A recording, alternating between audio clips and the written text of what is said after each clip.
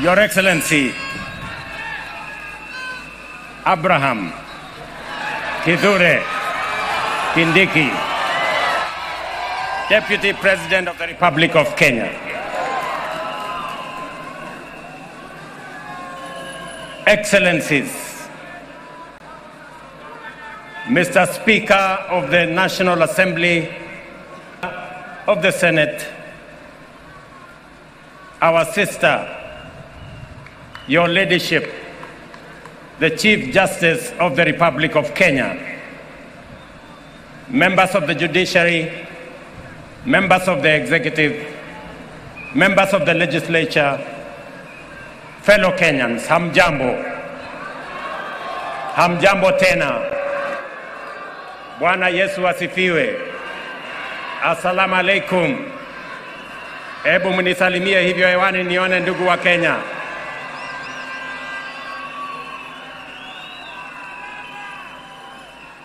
I am proud to witness the swearing in of the Honorable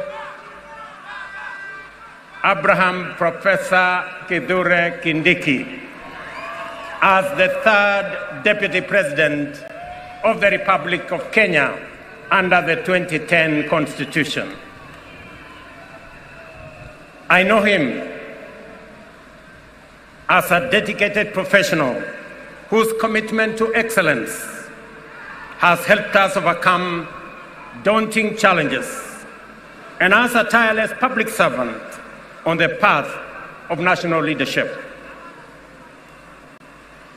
Abraham is also a patriot whose dedication to cohesion, national unity, and inclusivity is beyond reproach, an effective champion of peace and stability, and across every part of our country, and a loyal steward of our bottom-up economic transformation agenda, whom together with many others we crafted to take our country to the next level. Over the past 2 decades, I have had the privilege to witness Professor Kindiki's work as a professor, litigation lawyer, consulting attorney, senator representing Tharaka Nithi, Majority Leader of the Senate, Deputy Speaker of the Senate, the most recently as Cabinet Secretary. I can confirm that in all these roles, he has demonstrated exceptional dedication, high competence and professionalism, and consistently delivered results beyond expectations. Professor Kindiki is a highly qualified and outstanding scholar, advocate and public servant, whose career has been defined by exemplary achievements which demonstrate his vision for positive change and commitment to high standards of efficiency in the performance of his duties.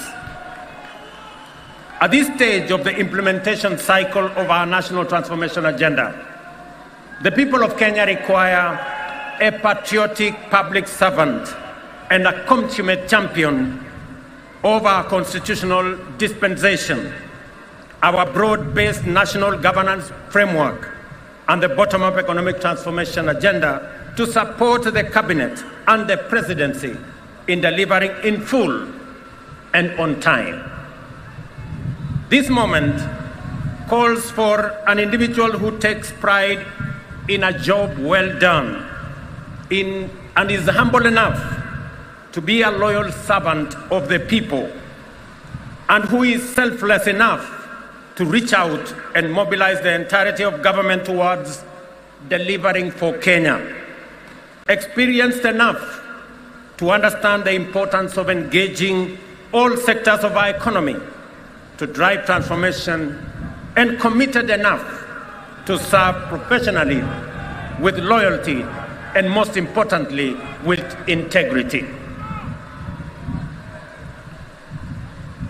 I am delighted to affirm that our coalition, and indeed our nation, is blessed with many professionals who meet all these criteria. Among them, Abraham Kithure Kindiki stands out for his exceptional qualifications, extensive experience, and wide-ranging accomplishments. I am honored that he is available. He has told me he is ready, and I know he is willing to serve as my deputy. Professor, my young brother, let me call you Abraham K. or Abra K. Welcome to the service of this great nation, Kenya. And let me say this, I have heard you clearly when you took your oath of office and the oath for the due execution of your responsibilities as Deputy President. You have said two fundamental things in your oath. Kenyans were listening, I too was listening. You said that you will serve the people of Kenya and the Republic of Kenya. Abrake, please serve the people of Kenya and the Republic of Kenya.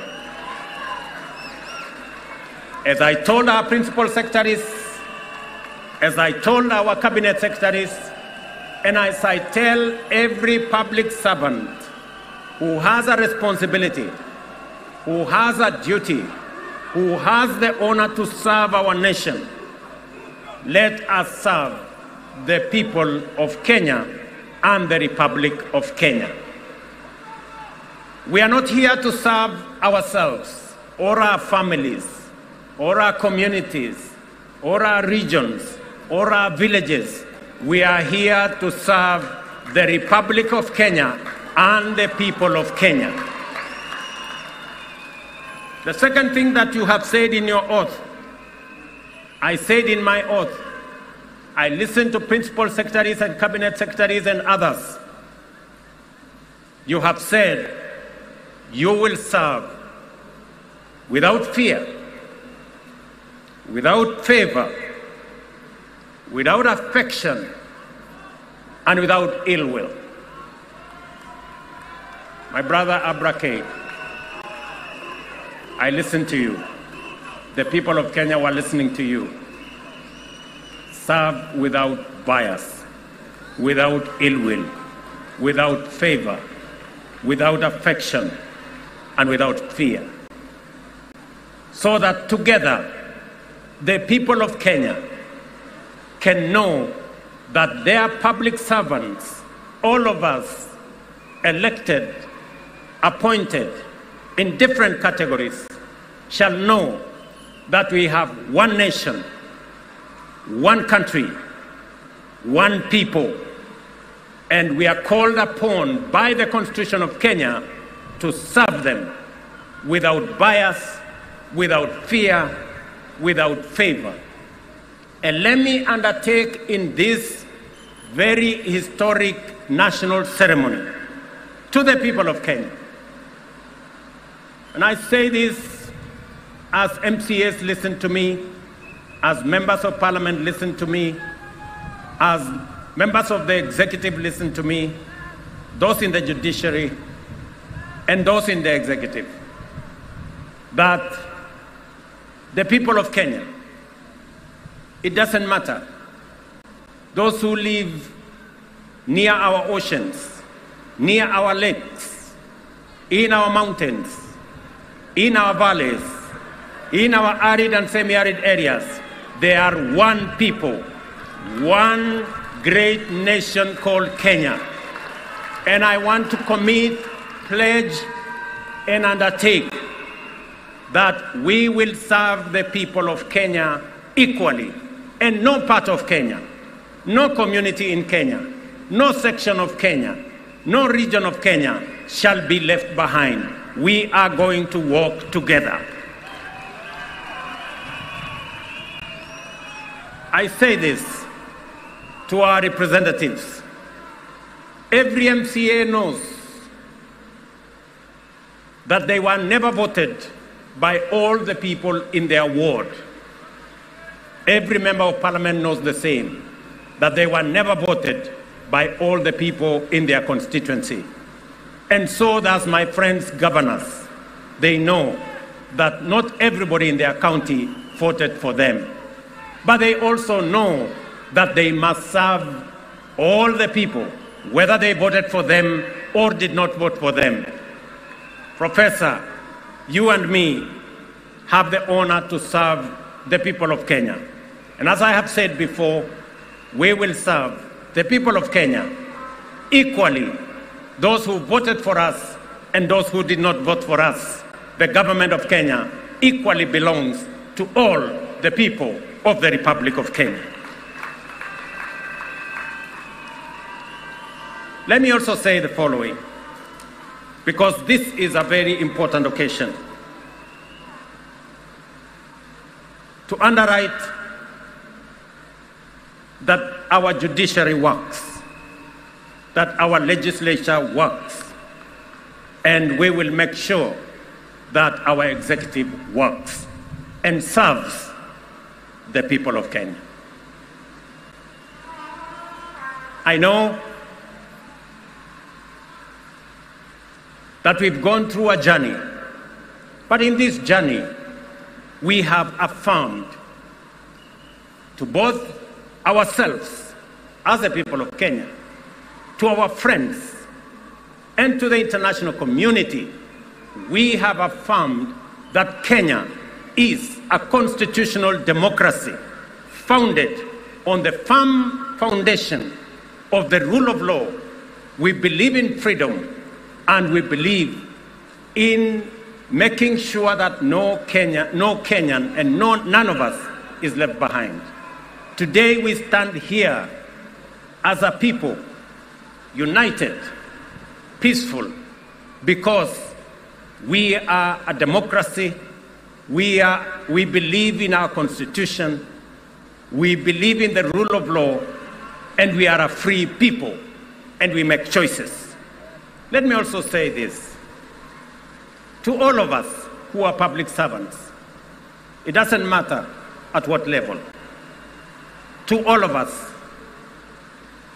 we are reminded on this very historic day that we serve at the pleasure of the people of Kenya, and we serve under the provisions of the law and the Constitution of the Republic of Kenya. And that none of us, irrespective of the office we hold, is greater than what our Constitution says.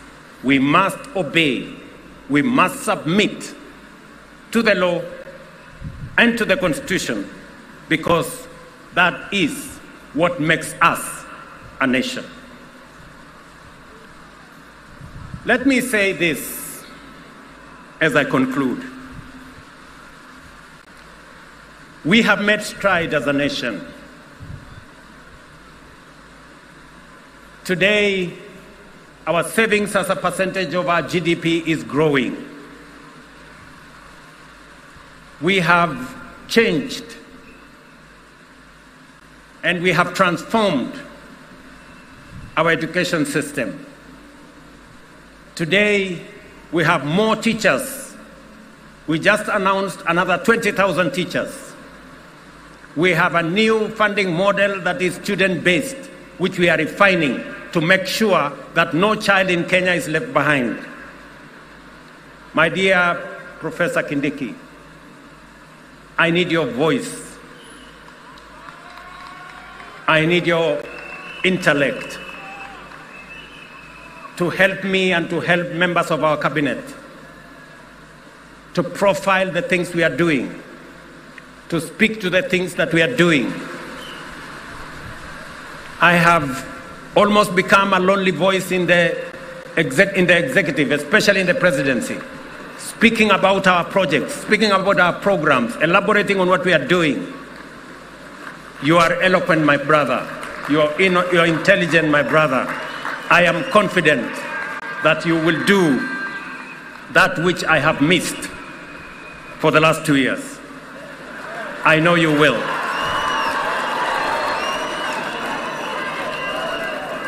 We have a huge program on university funding and higher education funding.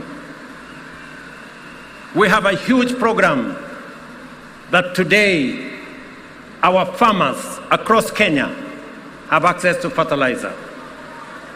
We have a huge program on expanding our irrigation. We have a big program on what we are doing.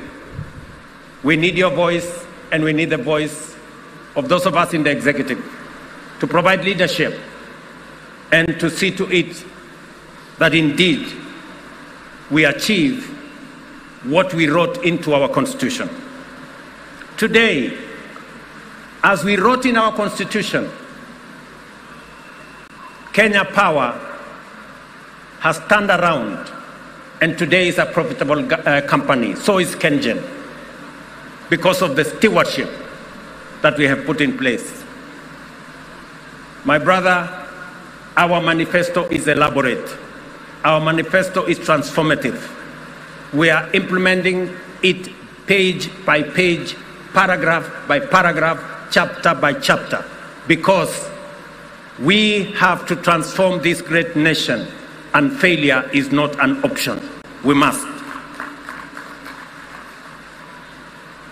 We have a big program on rural electrification to connect close to 300,000 homes across Kenya.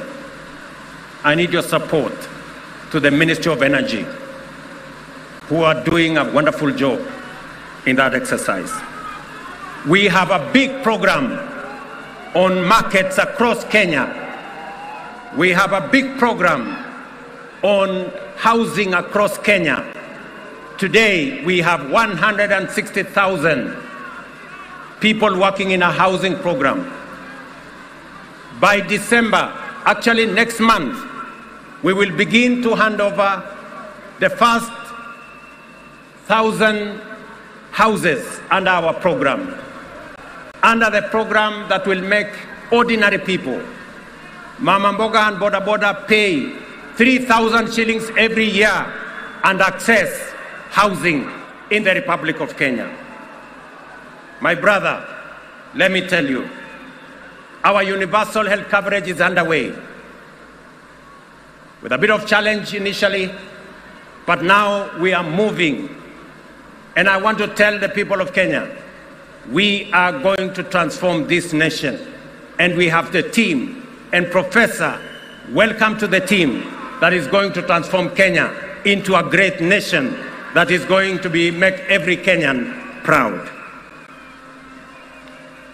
Let me conclude by saying we have what it takes to transform the Republic of Kenya. And I am committed to making sure that whatever it takes, whatever decisions that have to be made, we will make them so that our nation can truly be transformed. As I talk to you, 10,000 young people are now engaged in climate works in Nairobi. We intend to take that in the next few months into 40 and 50,000 young people. And I commit to the people of the great city of Nairobi that we are going to clean the Nairobi River, and we are going to transform it into a better, different causeway as we transform the city in the sun, the headquarters of the environment in the world, where we have UNEP in Nairobi. We're also going to roll out the program that will make sure that we tap into the private sector and make sure that we can work through public and private partnership to make sure that we roll out some of the urgent, important programs that are important for the transformation of our nation. Let me conclude by asking all of us, members of the legislature, members of the judiciary, especially our investigative institutions, to make sure that we ensure that public resources are used efficiently, effectively. I call upon the Office of the Director of Public Prosecution, the offices of the DCI, and the offices of the IG to work with the judiciary so that the corrupt can be firmly, decisively dealt with in the Republic of Kenya, and the citizens of the Republic can get their due in the expenditure of public resources. I know that of recent, we have seen incidences of our girls, our mothers, our women who have been murdered in cold blood. And let me say,